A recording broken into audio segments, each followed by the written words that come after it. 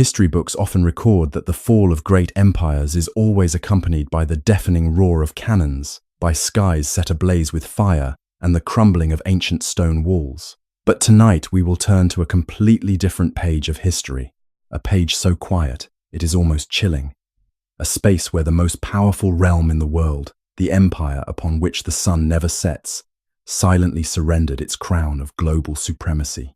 The usurpation did not take place on a blood-soaked battlefield, but rather it rested quietly on a smooth parchment, within a room thick with cigar smoke, bought and paid for by 50 rusting hulks of iron that the rest of the world had long forgotten. Now, I want you to let your shoulders drop, pull a warm blanket over your chest, slowly close your eyes, and allow your breathing to match the slow, eternal rhythm of the Atlantic waves. Let us drift backward through the currents of time, returning to the late summer of 1940. It was, perhaps, the coldest, the most melancholic, and the most desperate summer in the long history of the British Isles. The great city of London was drowning in a thick, grey fog. The air was heavy, still, and suffocating. The distant chime of Big Ben echoed slowly through the damp night, tolling like a countdown to the final hours of a golden, radiant era.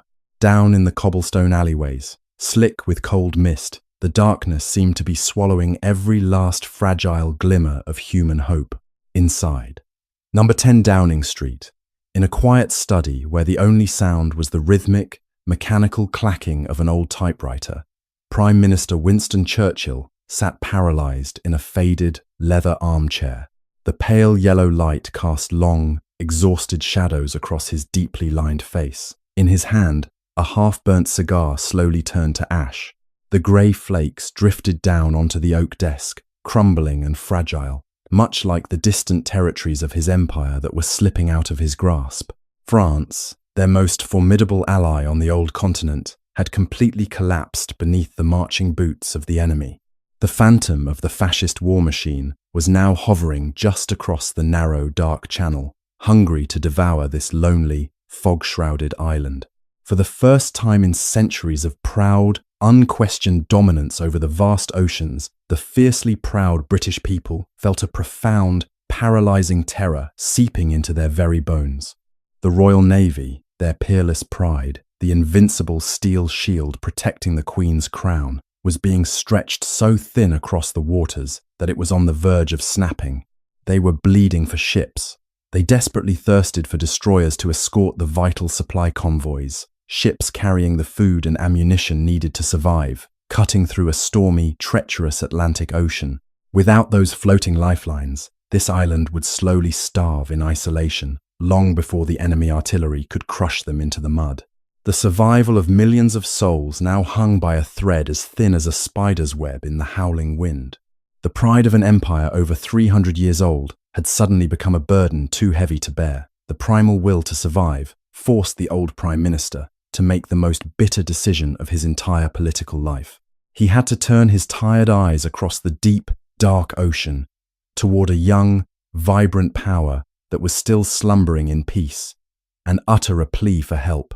That plea lacked the polished elegance of ordinary diplomatic letters. It was a desperate, tearing, and choking cry from a dynasty gasping for its final breaths. Deep beneath the freezing waters of the Atlantic, the telegraph cables pulsed with invisible electrical currents, carrying the heavy burden of an empire's sorrow. These copper veins connected two entirely different worlds. On one side was a kingdom slowly bleeding out in the cold rain. On the other side, across the vast expanse of black water, the naval shipyards of America bathed in the calm, unbothered glow of the moon. There, sitting idly in the brackish water, were 50 obsolete destroyers. They were relics of the First World War, with their steel hulls flaking away, their cannons silenced, and their decks covered in rust and sea moss. For 20 years, they had been left to rot, forgotten by the sailors and abandoned by time itself. No one could have imagined that these sleeping metal ghosts, these discarded husks of a bygone era, would soon become the most expensive currency in human history. Churchill knew he was trading gold for scrap metal. He was preparing to trade sovereign territory, the very soil that generations of British soldiers had bled to conquer. just to rent these 50 tired old ships. Top secret telegrams, heavily encrypted, were sent out continuously into the dead of night. Those lifeless words traversed thousands of miles of silent ocean, carrying the complete humiliation and helplessness of a man who once ruled the world. Churchill understood perfectly well that the partner sitting on the other end of the line, the President of the United States, Franklin Roosevelt, was a distant friend, but, simultaneously, a pragmatist so cold he could freeze the ocean itself.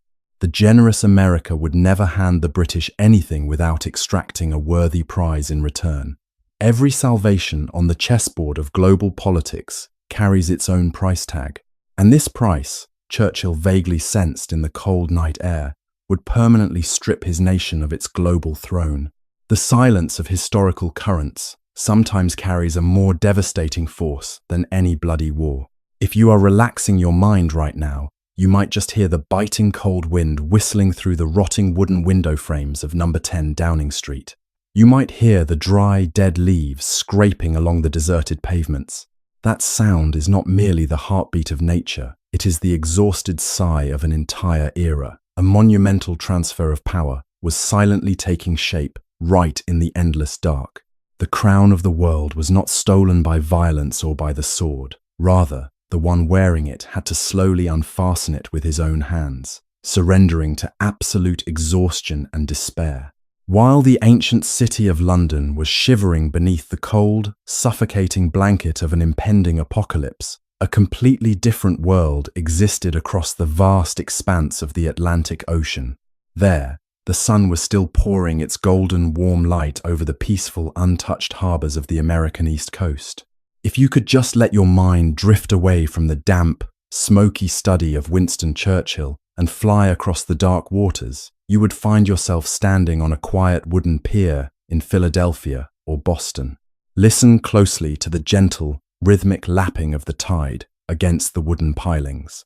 Smell the sharp, briny scent of sea salt mingling with the unmistakable, metallic odor of decaying iron. In the immediate foreground, the dark green water gently ripples, reflecting a clear, endless blue sky. Just behind that, in the midground, moored in long, silent rows, are the true protagonists of our story. 50 obsolete, flush-deck destroyers. They were relics, phantoms of steel left over from the First World War, slumbering in the stagnant water for over 2 decades. Their grey paint was peeling away like dry skin, revealing the ugly, orange-brown scars of rust beneath. Their 4 tall smokestacks, once proudly billowing black coal smoke across the oceans, were now cold, hollow, and home only to nesting seagulls. The heavy anchor chains were locked in place, weeping trails of rust down the bows. To the ordinary eye, these were nothing but heaps of scrap metal waiting for the breaker's yard. They were silent, heavy, and seemingly devoid of purpose. Yet, in the grand, unseen chessboard of history, the smallest, most broken pawns can sometimes dictate the fate of kings.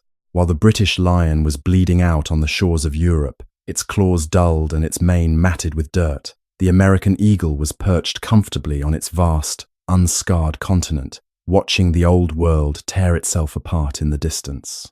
The United States, in that late summer of 1940, was a nation wrapped tightly in the warm, comforting blanket of isolationism. The ordinary citizens were sleeping soundly in their suburban homes, listening to jazz on the radio, completely detached from the scent of burning cities and the desperate cries of fallen empires. But high above the sleeping masses, within the quiet, sunlit walls of the Oval Office in Washington, D.C., a very different reality was unfolding. President Franklin D. Roosevelt sat behind his heavy wooden desk. His legs were paralyzed by polio, bound to a wheelchair, yet his mind was soaring across the global map like a predator circling its prey. He was a man of profound empathy, yes, but beneath that genial, reassuring smile lay the cold, calculating intellect of a master geopolitical strategist. He could smell the decay of the British Empire drifting across the ocean winds. He knew that the desperate telegrams arriving from London were not just requests for military aid. They were the dying gasps of a collapsing world order. For centuries, the British Navy had been the absolute sovereign of the seas. They had dictated terms to every continent, monopolized global trade, and planted their flag on every remote corner of the globe. They were the undisputed, arrogant masters of the watery domain, but now they were begging for the very ships that America had thrown away and deemed worthless. Roosevelt saw the opening, an opening that comes perhaps once in a millennium. He could not simply give the ships away.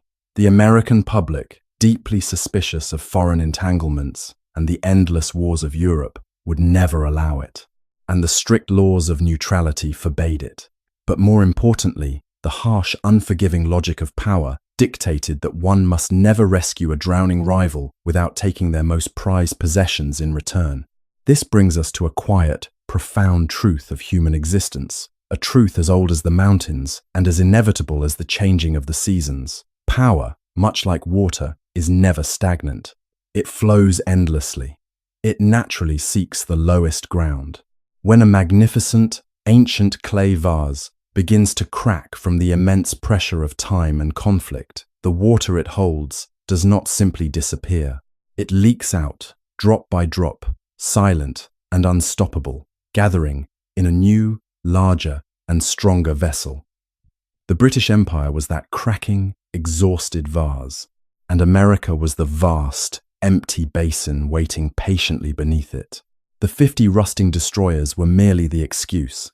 They were the shiny, worthless trinkets offered to a starving man in exchange for the deed to his ancestral home. The real transaction, the silent pivot that would permanently alter the destiny of mankind, was about to be drafted not with the deafening roar of artillery, but with the quiet, scratching sound of a fountain pen on diplomatic parchment. Imagine the heavy, oppressive silence of that waiting period. The British diplomats, pacing the carpeted halls with hollow, sleep-deprived eyes, staring at clocks that seemed to tick too slowly. The American negotiators, calm, unhurried, knowing perfectly well that they held all the cards. It was a psychological siege, where the fortress was breached, not by brute force, but by sheer, unadulterated desperation. Every passing minute in that quiet summer was a drop of British sovereignty bleeding into the American cup, unnoticed by the sleeping world. If you are resting with your eyes closed right now, I want you to imagine a sound. It is not the deafening boom of an artillery shell tearing through the night sky, nor is it the terrifying, mournful wail of an air raid siren echoing across a darkened city.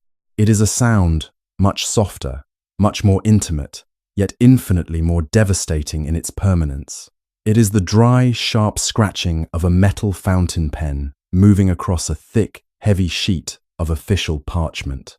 Listen to the subtle friction of ink bleeding into paper. In the quiet stillness of a diplomatic chamber, that is the sound of a golden era being signed away forever.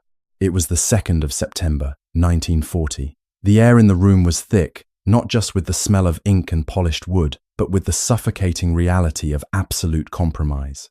The document lying on the heavy desk was presented to the world as a mutual agreement, a friendly exchange of resources between two great English-speaking nations, standing together against the encroaching darkness. But beneath the polite, carefully crafted vocabulary of international diplomacy, it was an undeniable, cold-blooded act of geopolitical extortion. For the price of those 50 rusted, obsolete destroyers, ships that the American Navy no longer even wanted to maintain, the British Empire was forced to hand over the master keys to its maritime fortress. It was a transaction of staggering inequality, a deal struck only because one side held all the food while the other was slowly starving to death. Let your mind drift away from the negotiating table, and let us slowly trace our fingers down the invisible map of this silent conquest. The territories surrendered in this document spanned an entire hemisphere, from the freezing, wind-swept, rocky shores of Newfoundland in the far north, where the grey, violent Atlantic Ocean crashes endlessly against jagged cliffs, down through the deep, strategic waters of Bermuda, stretching all the way to the warm, sun-drenched tropical paradises of the Bahamas, Jamaica, Crete, Lucia, and Antigua in the Caribbean Sea. These were not just random empty patches of dirt and sand. These were the vital, strategic jewels of the British Crown. They were the essential coaling stations, the deep water ports, the impregnable fortresses that had taken the British Army and Navy centuries of blood, sweat, and cannon fire to conquer and hold. They were the physical embodiment of the Empire's reach, the very outposts that allowed the Royal Navy to control the global flow of trade. And now, in a single afternoon, without a single shot being fired by an invading army, they were being surrendered. The contract stipulated a lease of 99 years. 99 years. If you pause to reflect on the lifespan of a human being, 99 years is an absolute eternity. It meant that generations of British subjects would be born, grow old, and eventually return to the earth without ever seeing the Union Jack flying proudly over those strategic harbours again. It was a polite, heavily legalised, and impeccably dressed form of territorial annexation. Winston Churchill, the proud, unyielding bulldog of the British Empire, the man who had promised his people nothing but blood, toil, tears, and sweat, knew exactly what he was doing when he authorized this exchange. He was not blinded by the desperate, chaotic situation in Europe. He saw with agonizing, crystal-clear vision that America was ruthlessly leveraging Britain's desperate struggle for survival to build its own global empire. He knew that the moment the ink dried on that paper, the United States would permanently replace Great Britain as the supreme naval power of the Atlantic. Try to feel the immense, suffocating weight pressing down on the shoulders of the British elite in those quiet hours. They were proud aristocrats, men who had been raised from childhood on the unshakable belief that it was their divine right to rule the waves. Yet, here they were, backed into a dark, cold corner by the relentless march of history, stripped of their negotiating power and forced to swallow their pride. It is a profound tragedy of the human condition, an inescapable law of survival. Sometimes, to survive a fatal blow to the heart, one must willingly amputate their own limbs. The British leadership chose to sever the very overseas territories that made them a global empire, just to keep the heart of London beating for one more day, to buy just enough time to keep the fascist wolves at bay. There were no massive protests in the streets. There was no fierce, bloody resistance from the colonial governors. The transfer of power was agonizingly quiet, draped in the heavy velvet of diplomatic necessity. Because the stroke of a pen is always far more efficient and far more permanent than the chaotic swing of a sword. The officials signed their names in absolute silence, the scratch of the ink sealing their fate. And just like that, the invisible steel net of American dominance was cast across the Western Hemisphere, not with a triumphant, echoing roar, but with a quiet, polite, and devastating whisper.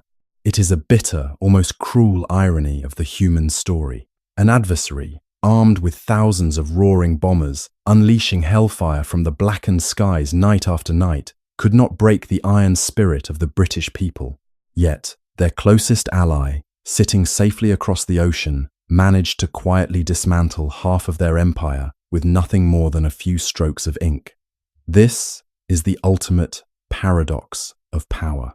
The fortress that withstands the heaviest battering ram often falls when the lock is simply turned from the inside by a trusted hand. Let us leave the damp, suffocating confines of London for a moment. I want you to travel with me, carried on the wings of a gentle, melancholic wind, to the distant, scattered outposts of this fading empire.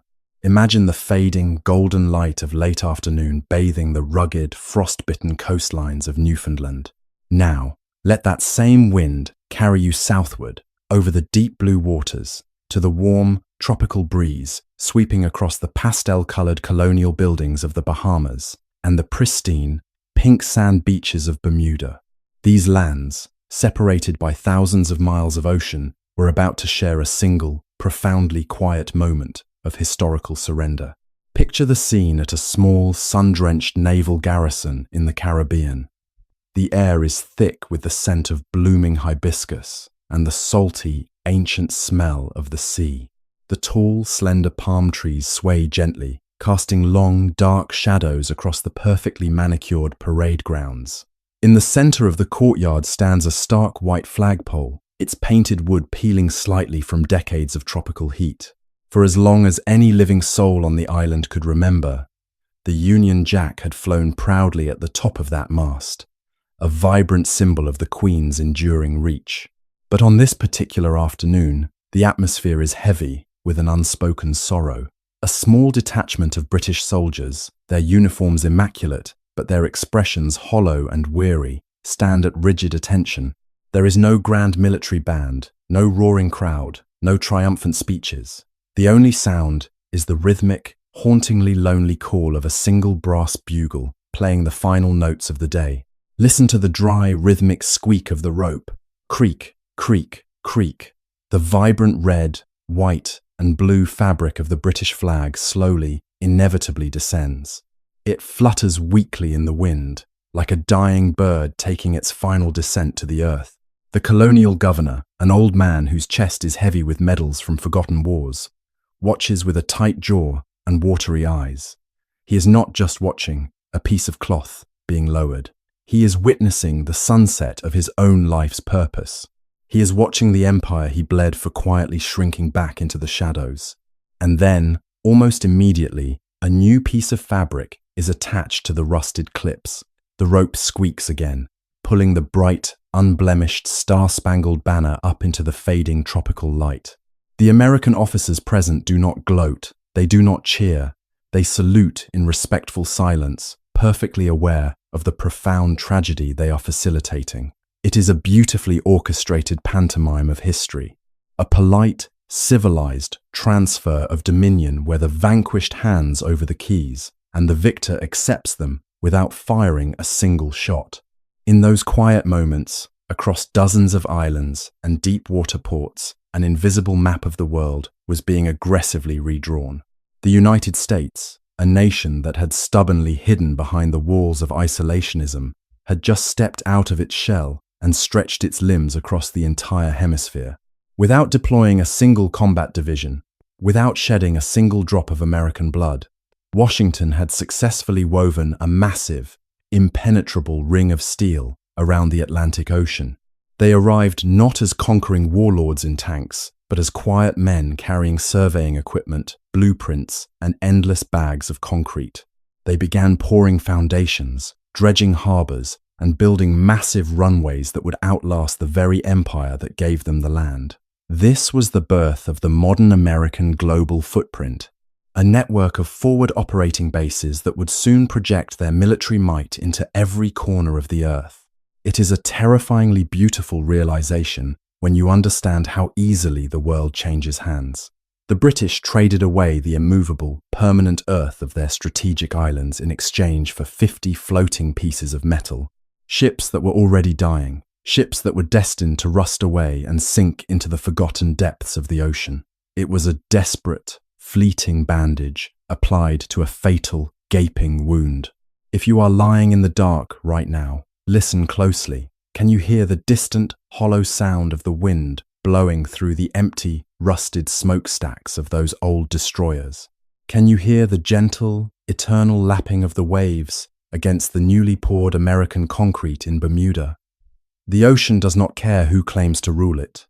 The sea is indifferent to the flags that flutter on its shores.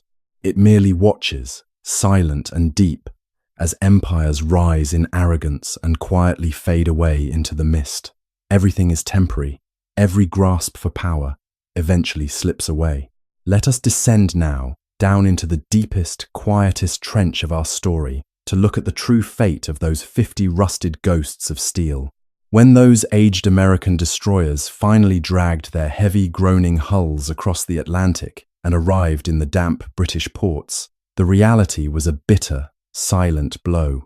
Many of them were in such catastrophic disrepair that they could barely stay afloat, let alone fight a modern, relentless war. Their engines coughed, sputtered, and died in the freezing water.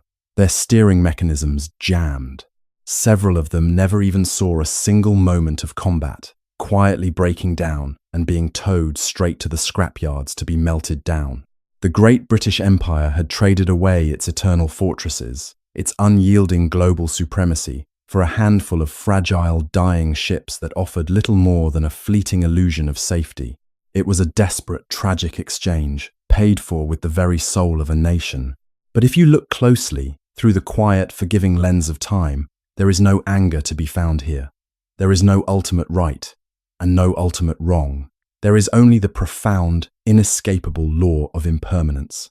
No empire, no matter how magnificent, how wealthy, or how heavily armed, can claim the earth forever.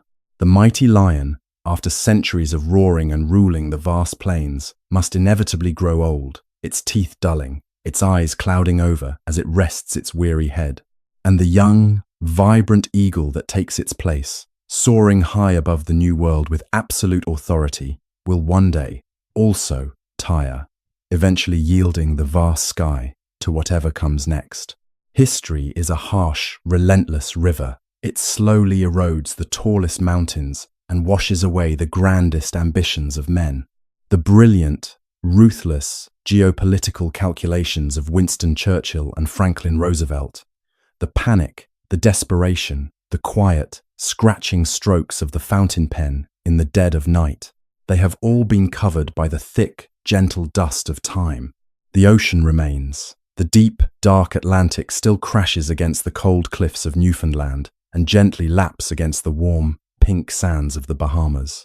The sea does not remember the flags that once flew on its shores. It does not mourn the fallen empires or celebrate the new kings. It simply watches in eternal silence, swallowing every ounce of human pride, every tear of sorrow, and burying it all in the absolute stillness of the abyss. So tonight, as you lie here in the warmth and safety of your bed, let go of the heavy burdens you carry, the anxieties of tomorrow, the bitter regrets of yesterday, the fierce, exhausting battles you fight in your own daily life. Compared to the rise and fall of great empires, they are merely tiny, fragile bubbles floating on the surface of an endless ocean. Eventually, they too will pop and vanish silently into the cool night mist. Let the deep, rhythmic sound of the historical waves wash over your tired mind. Allow your breathing to slow down and let yourself sink into a deep, peaceful sleep, a place where there are no borders, no struggles, and no ticking clocks. If this quiet journey has brought you a moment of stillness, please leave a gentle subscription. Have a beautiful, dreamless night. And we will meet again in the shadows of the past tomorrow night.